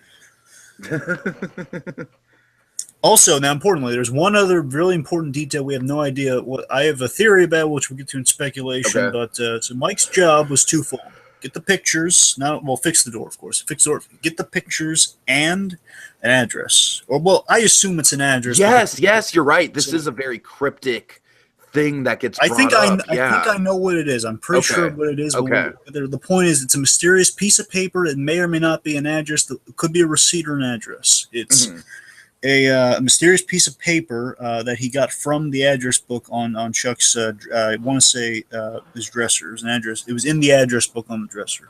Nice. So Jimmy's eager to hear. I love this though. Jimmy is eager to hear Mike's thoughts on Chuck, like the fans, just waiting to hear like Mike. I think we were all. Were you in the same? You know what? I can totally be in Chuck's position a lot of the times where it's like if I hear that this guy is just totally unbearable and I'm around him, I'm just like, well, yeah, I can kind of see how he's a bit of a douche, but look, he wasn't a douche to me, so I just love I love that Jimmy's just looking for validation from like, you can kind of like, hey, proud of your boy moment. He's just looking for. Oh God, here we go. How many of them are we gonna do before the end of the podcast, Dragon? No. Oh dear, I just realized Guardians Volume 2 is going to be filled with proud of your boy moments. Oh dear God, prepare for that. So. I just love that. Just again, like the fans were so eager to hear Mike Ehrmantraut's thoughts on Chuck. Because it's a big meeting, and of course Mike's not giving Jimmy an inch. He's waiting for that validation. Come on, give me. He's waiting for someone with the thumbs up from Poppy. Come on, tell me I'm justified, Mike. Just a little bit, Mike. Come on, give me something. But Mike, of course, poker face, giving him nothing. They're asking if their business is concluded.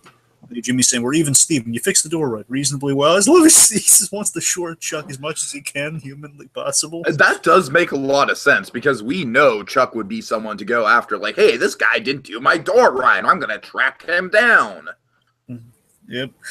And then we have a wonderful moment with Mike, and we get a great edit, too. So, again, it's a really wonderful... It's such a rare, great moment with Mike here, where as Jonathan Banks is kind of waiting on the scene, this is like kind of as the writers and everyone's going to wait on the scene. I think they're absolutely right. This is kind of Mike kind of contemplating what it would be like to work with Jimmy down the line as he and Saul kind of form their dynamic. The idea is these two guys, they've gotten to a point where they're not charging each other for the service, they're just kind of doing each other solids. Mm-hmm. Sure. So again, they've kind of have a rapport going on, so they're kind of getting used to it. And again, Mike has this great moment where he says, after Jimmy thanks him for the job, he says, it's nice to fix something for a change. And then really nice. Kind of ruins the sentiment by saying, like, oh, yeah, you like that? I got a leaky toilet back in the office. Go nuts. Yeah, this wonderful character moment just cheapened by a toilet line. It's like, oh, you punk kid. But seriously, how nice is it just kind of... it was nice. It was nice, yeah. Hasta luego, and then we have, again, building the Jimmy and Mike dynamic, and then, of course, we have a great cut to Mike reading... Again, with kind of building stuff on his mind, we cut to Mike reading the Handyman magazine, which is a perfect shot. Perfect shot. But then he has a visitor. Oh boy, yes. Gus wants to talk. Oh boy. It's like the lethal Mr. Rogers just entered. Right. Okay, so Mike tells Gus to pull off to the side, and they have a little bit of a conversation. Basically, Mike's trying to say, like, look, what I didn't do for you. Let's see. Gus is asking why. Mike says, I didn't do it for you. Did it for him. He's very short with him, basically. He's just like, that's not the kind of thing I'm going to take money for, Yep. Then Gus makes an observation. May I make an observation? He makes the correlation that, you're trying to make a correction for something that cannot be corrected. This is the Good Samaritan who was killed because of Mike and robbing the truck for his own gain. Mm-hmm. Well, his own gain and vendetta. Sure. Which, by the way, I want to make this clear. This line that, again, we keep analyzing everything Gus is saying because there is a point to it, and I think what that line, you're trying to make a correction for something that cannot be corrected, is not just talking about the Good Samaritan. I think it's talking about that relates to Mike's character on so many levels. Think about it. Mike as a character is always trying to make corrections for something that he's trying. Everything that Mike does in the Albuquerque verse, especially in Better Call Saul, is trying to make up for the fact that he's responsible for his son's death. Absolutely. In Better Call Saul, that's his main arc, yeah. And I love that Gus, of all characters, kind of has a line that kind of summarizes Mike. Again, if any character is going to kind of boil Mike down to a phrase, kind of boil Mike down to kind of that to a line, that's the character to do it. Someone's going to understand Mike on that level, and he's always just trying to make up for something that he'll never be able to make him. That's why he can't fully enjoy the moment when he's with Stacy. He's always going to have that in the back of his mind that he kind of crippled this family. He's always trying to make it right. He's always trying to build a family from shattered remains. Mm-hmm. So let's see. So then Gus basically kind of like lays it on the head. Essentially. Perhaps your actions benefit me. Yeah. Well, he says, your actions benefit me quite a great deal. Salamanca. I know it's just great to get Salamanca out of my head. Mm-hmm. And then Gus, just very upfront, perhaps in the future you would consider working for me. Ooh. Well, that would depend on the work. In a sense, that's much retort. And then Gus is basically just like the last thing he says is, would you like to know the reason why I told you to stop? A bullet in the head would have been far too humane for Hector Salamaca. And so two things. Okay. One, overall, what this scene kind of implicates with the future of these two. I think Gus is impressed by Mike. Absolutely, he absolutely. I think not only is he impressed by Mike, I think at this point he's starting to realize he needs Mike. Yeah, he's realizing that Mike is absolutely the guy he would want to work with. You know, this guy is honor, he follows orders, and importantly, he can be trusted. Trust is a very hard thing to find. This guy follows things to a T. He's got his own code, and I think Mike on the other side of this, he respects the business-like manner of Gus and his cleverness. I think cleverness goes a long way with Mike. I mean, that's why he even has respect for Walter White. He does respect cleverness a great deal, because Mike himself, being a PI, has to have, you know, a great deal of cleverness. Sure. And then the last thing with this scene that really, and Dave Porter has a wonderful, really subtle, awesome cue in this thing. At the end of the scene, we have a real kind of, basically a cue that kind of foreshadows the future in a way. It's hard to describe. It's just like a really eerie kind of cue at the end of it, as this scene ends, which I encourage everyone to kind of rewatch.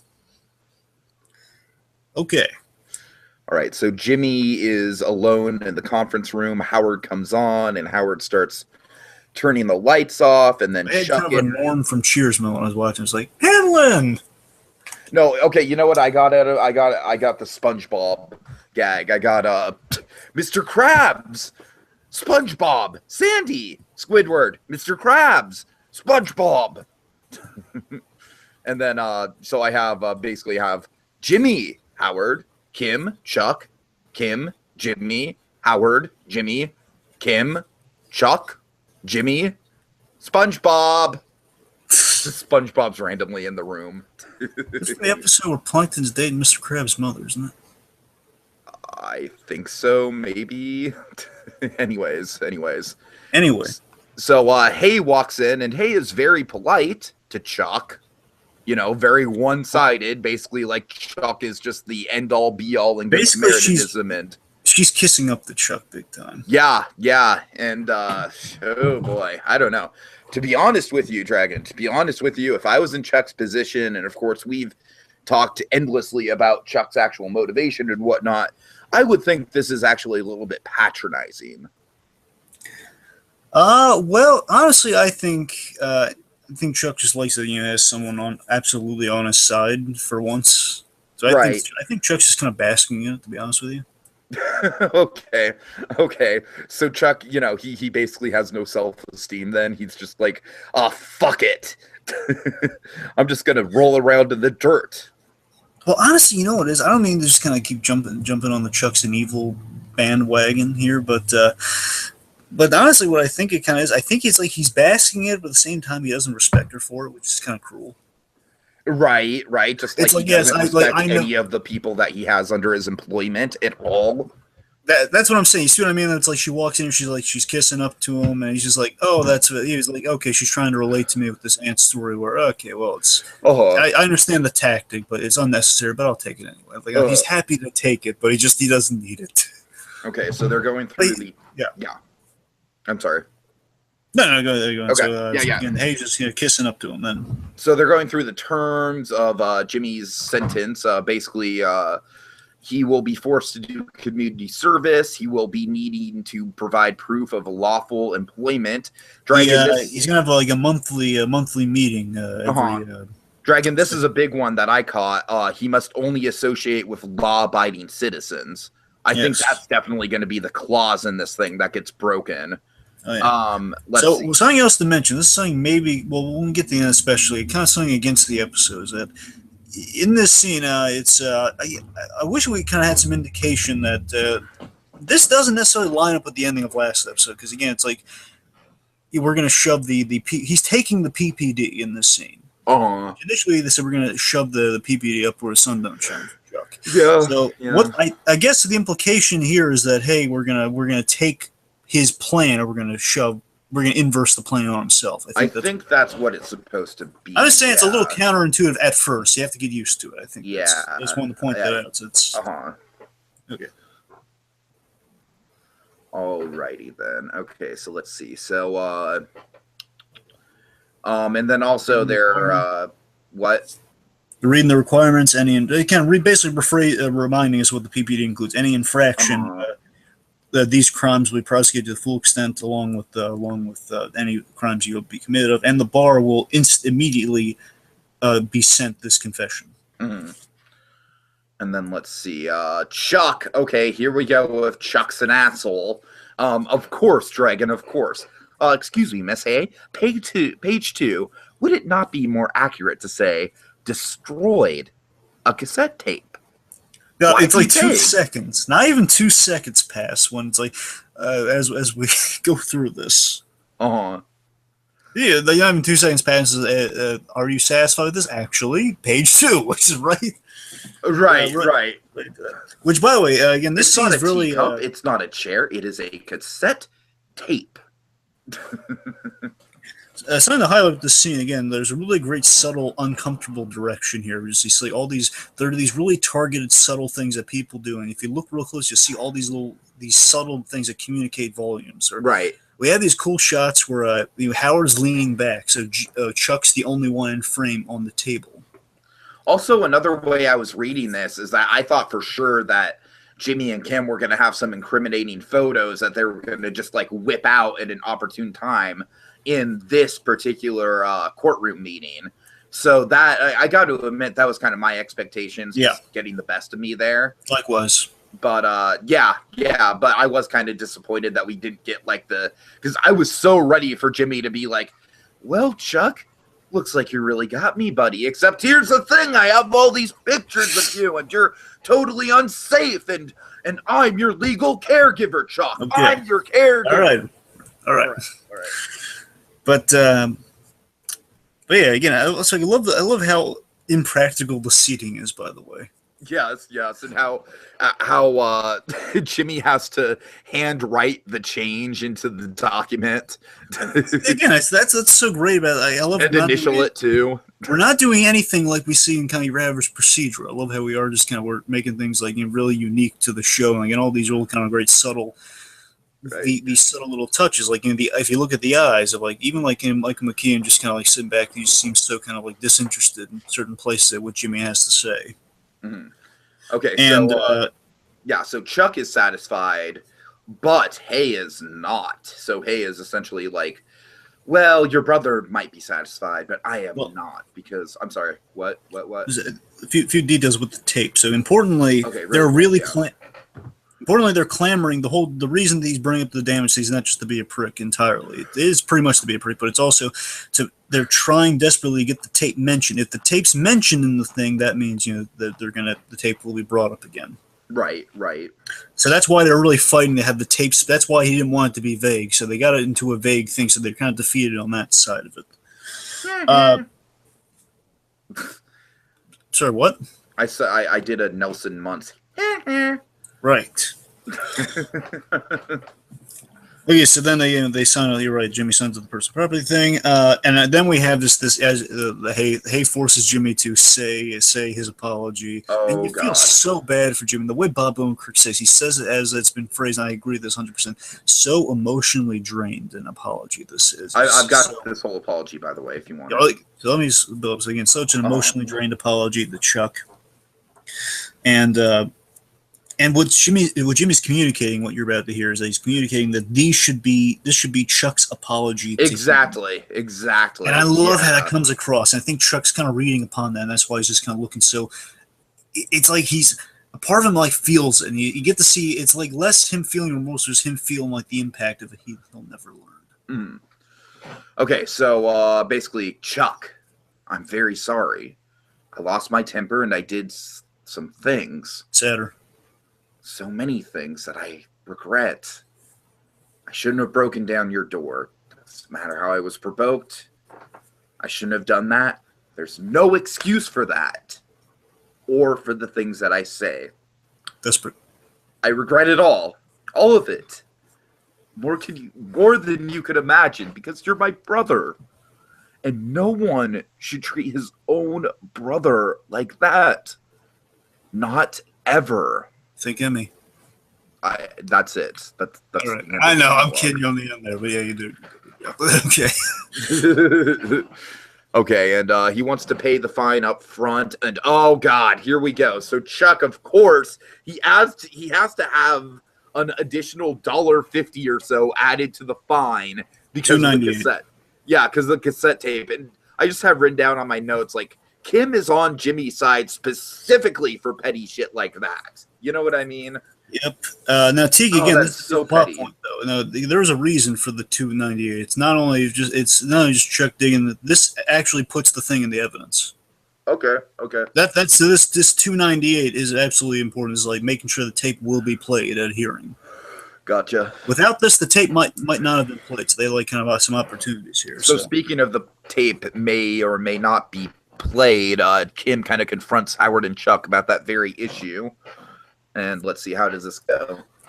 Well, there was something real quick I wanted to note down the rewatch is that Chuck's arm, you'll notice, after they bring the tape into evidence, after basically they get they add the cost of the tape after Jimmy wants to pay up that right to check out for it.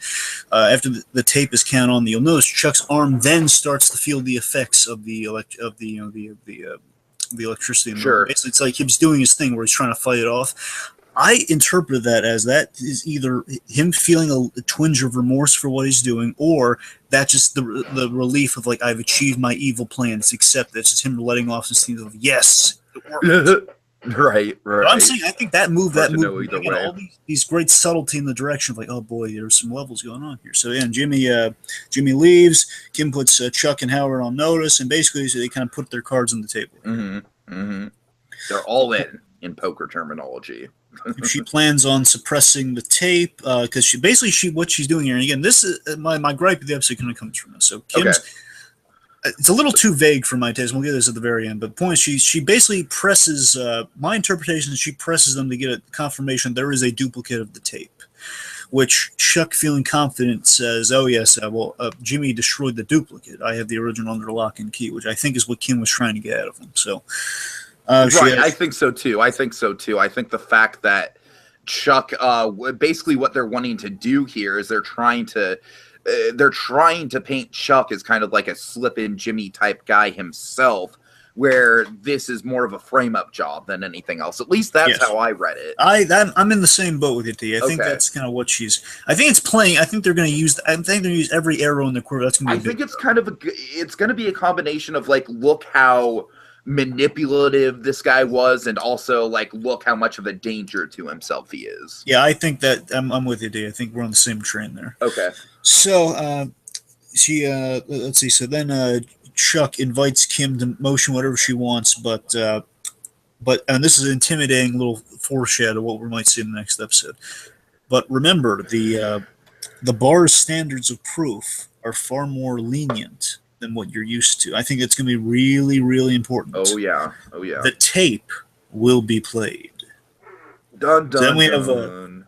We have a little tease of Jimmy's shoes, and then of course he's asking, well.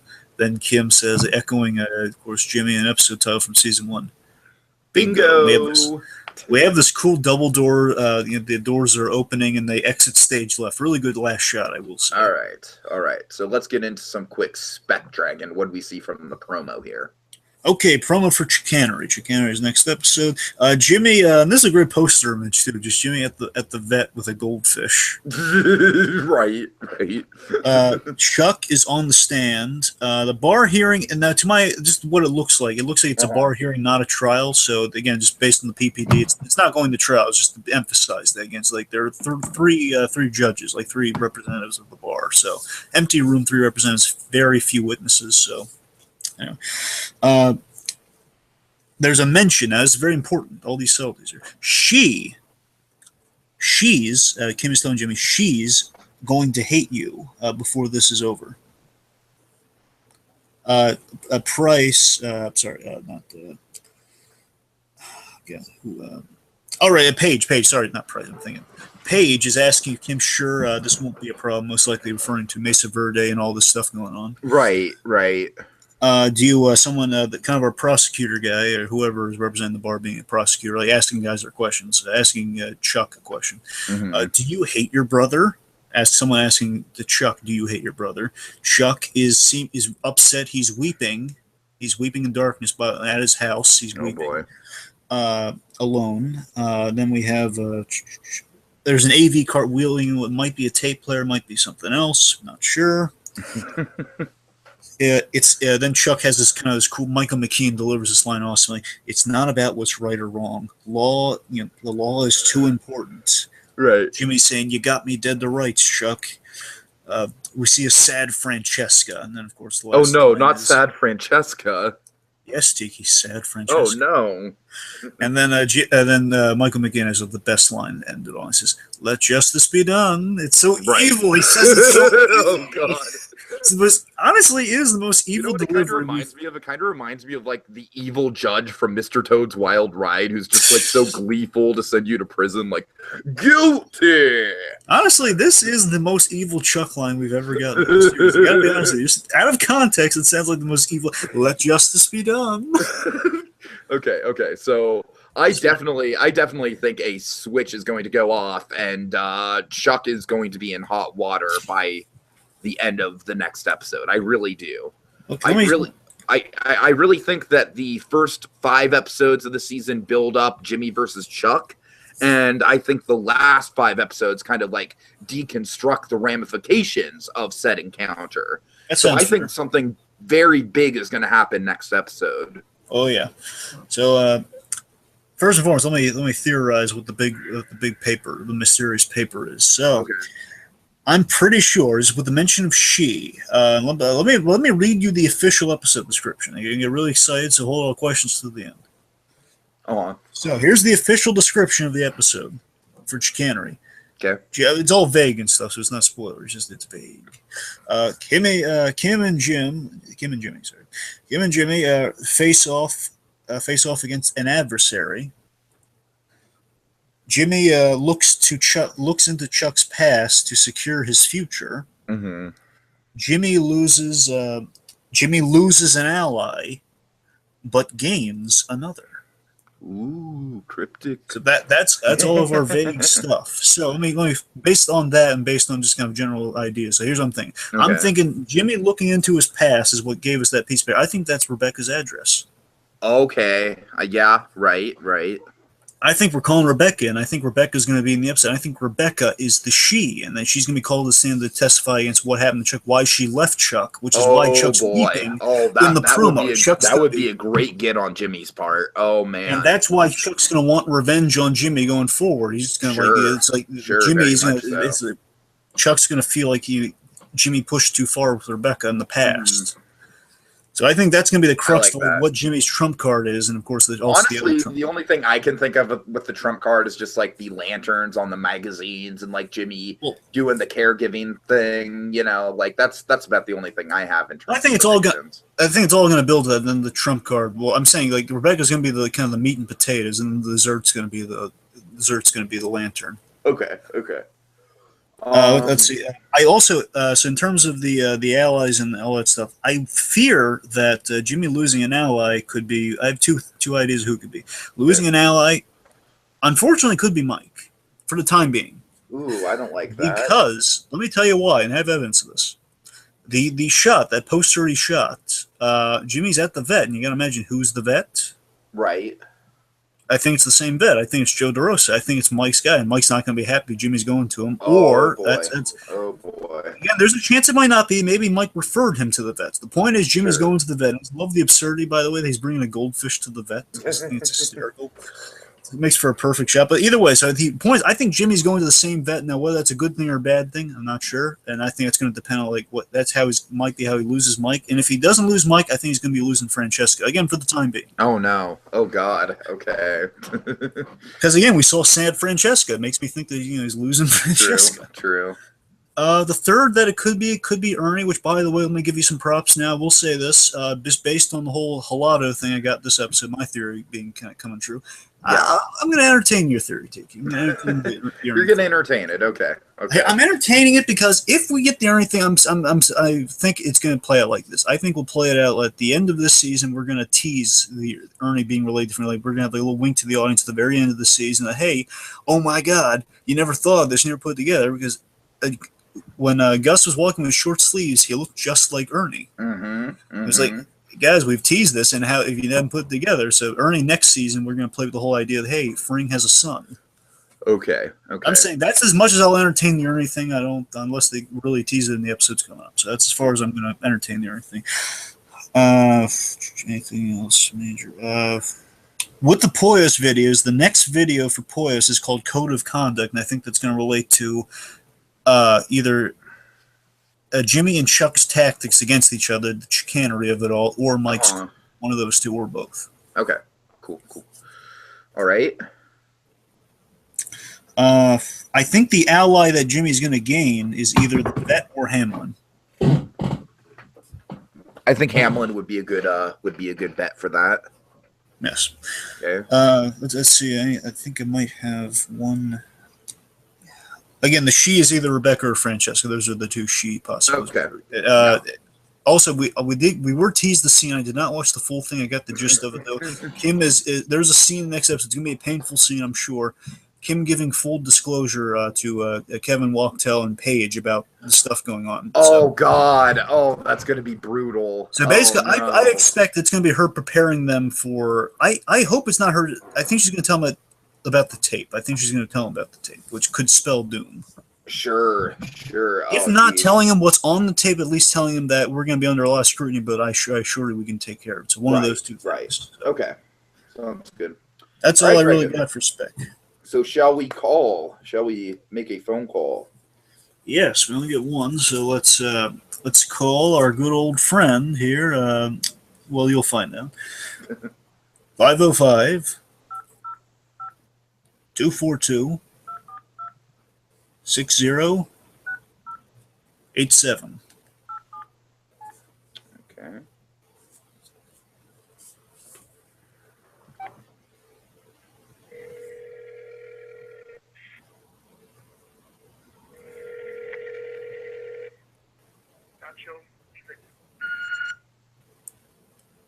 That's it. That's it. Yes, so that's our old friend Nacho at his number. Again, if you ever want to talk to your old pal Nacho, leave a message because he probably won't answer, but he will listen to it down the line, I hope. 505. I am sure that Michael Mandow is just like checking that hotline and like getting back to every single person who leaves a message. 505-242-6087. And by the way, folks, the reason that is there is because way back in episode 3, I want to say. Yes. Of Better Call Saul, when Jimmy was calling Nacho like crazy, that was the actual number you could call, and you could. That's where okay. Nice. So that's where that number. Well, it's appropriate. This is the first time we've seen Nacho this season, so yeah. Well played. Okay. All right. So, final thoughts, Dragon. I'm going to make this brief. I think this was a spectacular episode of Better Call Saul. I will agree with you, Dragon, that I wish we would have seen a little bit more resolution on the Kimmy and Jimmy stuff. But having said that, I just think the first half hour is just so solid with Fring and Eladio and Hector, and it's just all so tense and riveting. And I do think there is some good legal stuff with Jimmy towards the later half of the episode. It's just kind of it's just kind of like in a vacuum compared to all the other stuff going on. So, well, I do wonder that will the Fring stuff kind of just overshadow the Jimmy stuff more and more as we go along. I am kind of very much interested in seeing both storylines play out, and I'm still totally on board with this show. Absolutely. Okay. All right. For me, I thought the episode was very strong, kind of a Gus-centric episode. It ends very mysteriously. Again, it's kind of a fun little twist here where we have. Usually we kind of reverse that where Jimmy's in the forefront. We end kind of mysteriously on the Gus Fring stuff. We kind of pull the complete 180 on that one. So we end mysterious on the Jimmy stuff and Gus is in the forefront. I think my one flaw with the episode, honestly, I think it's super strong. I think it's great, but I think, and this isn't something that kills the episode by any stretch. I'm just saying the only gripe I have is that we lose momentum because we know it's going to pay off. Of course, it's going to pay off. Like again, the best comparison I have is episode 8 from last season, where the whole episode is Mike preparing the spike strip for for the Regatta truck. And again, we know it pays off, but still, episode 8 really is all about the setup on his story, which seems like, unless you get that payoff, it seems like a lot of nothing. Right. So again, here it's like we were expecting like one of those little aha moments, which we didn't get, and we're still not in on what Jimmy and Kim's plan is 100% quite yet. But again, we have our theories, so I mean, it just deflates the fun a smidge, but it does not kill the episode at all. So again, a really strong episode, just a little weak sauce in the ending, but not bad. It's still sauce. All righty then, and with that, that's all for now. We'll be taking a temporary recess till next time. Remember, kids, when you get that phone call, make it count. Better Call Saul. Saul Goodman Associates is the one-stop shop for all your legal needs. And with that, we are adjourned. We could totally be lawyers. We could totally be lawyers, Hector. Sabrosito. Sabrosito.